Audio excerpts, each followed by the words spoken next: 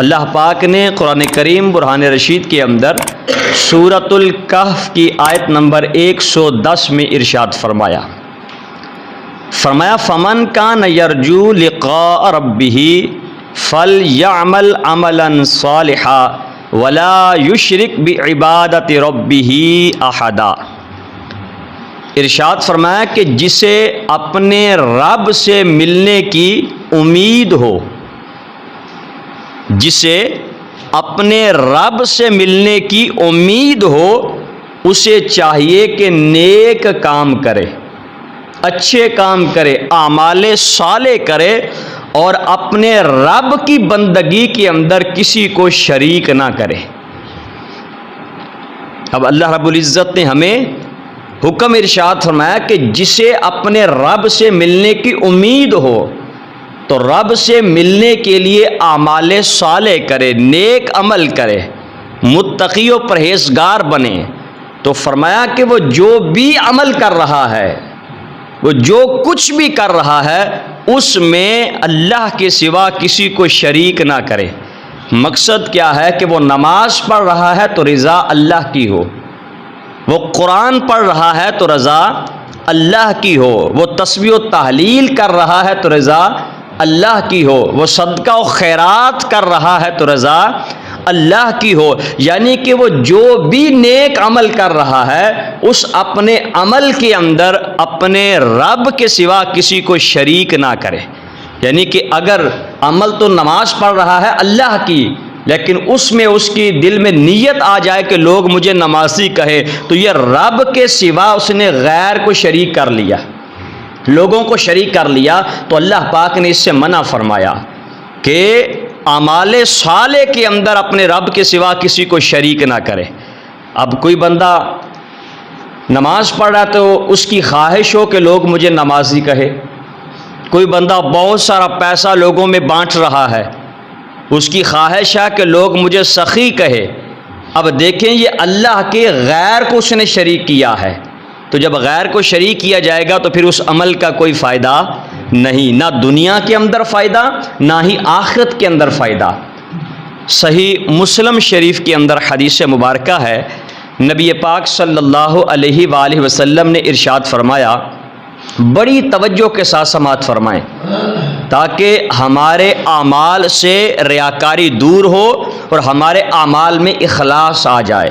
ہمارے اعمال کے اندر خشیت الہی آ جائے، خوف خدا آ جائے، للہیت آ جائے، ہمارے اعمال کے اندر صرف اور صرف رب کی رضا آ جائے، غیر کو نکال دیا جائے۔ صحیح مسلم شریف کے اندر یہ حدیث مبارکہ نبی پاک صلی اللہ علیہ وآلہ وسلم نے ارشاد فرمایا کہ قیامت کے دن ایک شہید کو لایا جائے گا۔ جب شہید لایا جائے گا تو اسے اس کی نعمتیں یاد دلوائی جائیں گی کہ اللہ پاک نے تجھے یہ بھی نعمت عطا کی، یہ بھی نعمت عطا کی، تجھے یہ بھی نعمت عطا کی۔ تو فرمایا جائے گا کہ تو نے اس نعمتوں پر کیا کیا۔ جب اس شہید سے یہ سوال کیا جائے گا تو وہ آگے سے کہے گا کہ باری تعالیٰ میں نے ان نعمتوں کو تیری رضا کے لیے استعمال کیا، باری تعالیٰ میں اسلام کی خاطر، تیری رضا کی خاطر دین اسلام کے لیے قربان ہو گیا، میں نے اپنے خون کو پیش کیا، میں نے اپنا سب کچھ تیرے لیے قربان کر دیا۔ جب شہید یہ کہے گا تو مالک فرمائے گا اے شہید تو جھوٹ بولتا ہے، تو جھوٹا ہے۔ یہ صحیح مسلم کی حدیث ہے۔ اللہ فرمائے گا کہ اے شہید تو جھوٹا ہے، تو نے شہید اس لیے ہوا کہ لوگ تجھے شہید کہے، تو نے لوگوں کے لیے، لوگوں کی خواہش کے لیے، لوگ تیری واہ واہ کرے، لوگ تیرا نام الاپیں، لوگ تیری تعریف کریں، تو نے شہادت اس لیے لی تاکہ لوگ تجھے شہید کہے۔ اے میرے بندے، جو تیری چاہت تھی دنیا میں تجھے وہ کہہ لیا گیا، لوگوں نے تجھے شہید بھی کہا، لوگوں نے تجھے بہادر بھی کہا، لوگوں نے تیری تعریف بھی کی، لوگوں نے تجھے سراہا بھی۔ جو تیری چاہت تھی وہ دنیا کے اندر تجھے عطا کر دیا گیا، اب میری بارگاہ سے کیا چاہتا ہے؟ اے فرشتوں، اس کو اوندے منہ گھسیٹ کر جہنم کے اندر ڈال دیا جائے۔ اور جس نے اپنا سب کچھ قربان کیا لیکن دل میں نیت اچھی نہیں تھی، دل کے اندر اخلاص نہیں تھا۔ ارشاد فرمایا کہ من کان یرید الحیات الدنیا وزینتها نوفی الیہم اعمالہم فیہا وہم فیہا لا یبخسون۔ اللہ نے قرآن کے اندر اس کا واضح اعلان کر دیا، فرمایا کہ جو لوگ دنیا کی زندگی اور اس کی زیب و زینت کے طالب ہوں، جو لوگ دنیا کی زندگی اور اس کی زیب و زینت کے طالب ہوں، یعنی کہ دنیا کے طالب ہوں، جن کی خواہش دنیا ہو، جن کی چاہت دنیا ہو، جو دنیا کے اندر اپنی واہ واہ چاہتے ہوں، تو فرمایا ہم ان کے اعمال کا بدلہ انہیں دنیا میں دے دیتے ہیں۔ اب جن کی چاہت ہی دنیا تھی تو اللہ نے فرمایا کہ ہم نے ان کے اعمال کا بدلہ انہیں دنیا میں دے دیا، پھر آخرت کے اندر ان کے لیے اعمال کا بدلہ نہیں ہے۔ تو اللہ پاک فرمائے گا فرشتوں اس کو گھسیٹ کر منہ کے بل جہنم کے اندر ڈالو، کیونکہ اس کی جو خواہش دنیا تھی وہ دنیا کے اندر اس سے بدلہ دے دیا گیا، اب آخرت کے اندر اس کے لیے کوئی اجر نہیں ہے۔ فرمایا پھر اسی طرح ایک حافظ قرآن کو لایا جائے گا قیامت کے دن۔ حافظ قرآن کو جب لایا جائے گا تو اسے اللہ کی نعمتیں یاد دلائی جائیں گی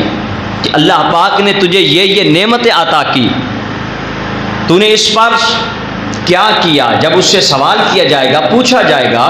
تو وہ حافظ قرآن کہے گا کہ باری تعالیٰ میں نے تیری رضا کے لیے تیرا کلام پڑھا، تیری رضا کے لیے میں نے قرآن سیکھا، تیری رضا کے لیے میں نے قرآن حفظ کیا، تیری رضا کے لیے میں نے قرآن لوگوں کو سکھایا۔ باری تعالیٰ میں تیری رضا کے لیے قرآن پڑھتا رہا اور لوگوں کو سکھاتا رہا۔ تو جب وہ یہ کہے گا تو مالک فرمائے گا کہ تو جھوٹ بولتا ہے،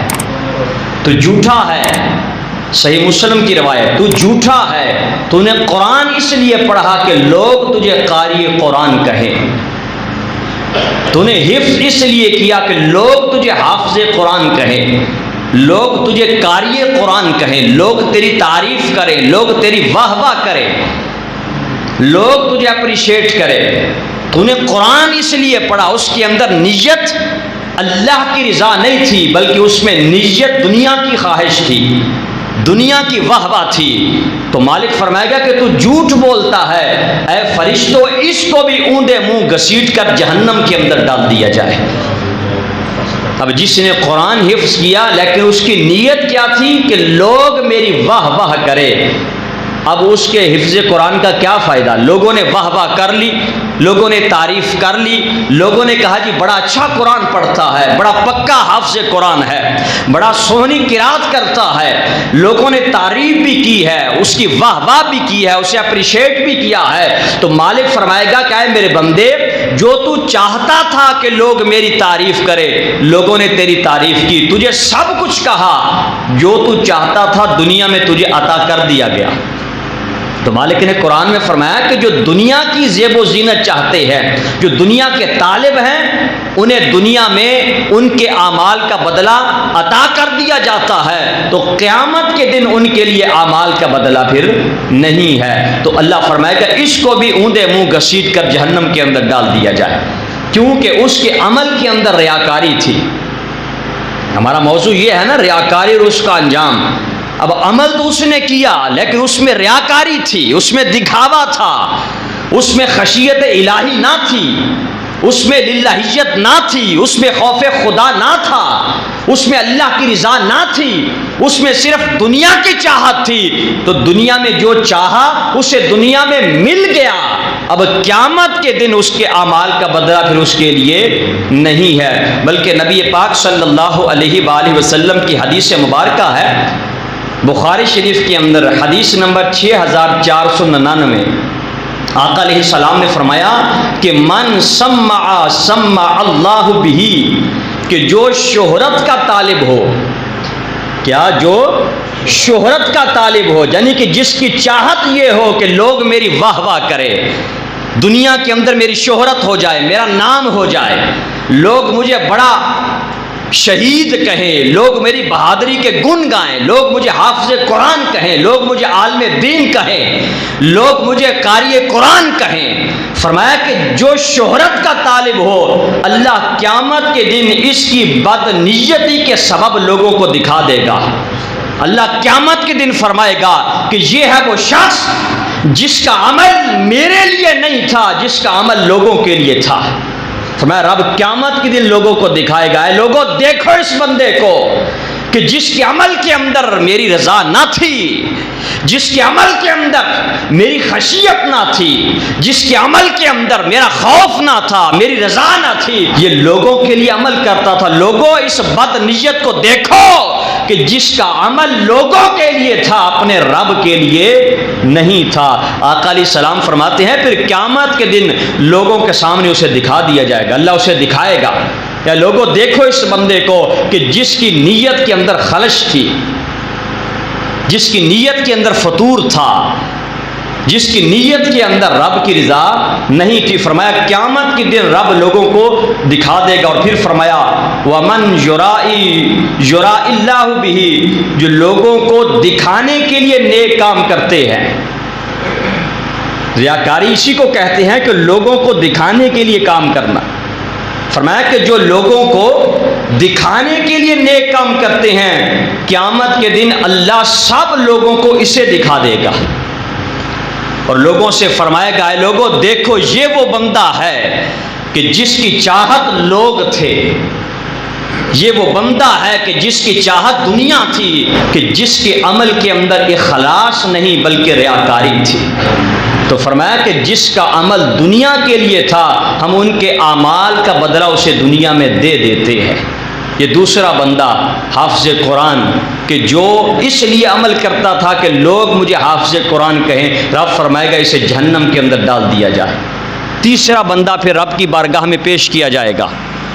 وہ بندہ ہوگا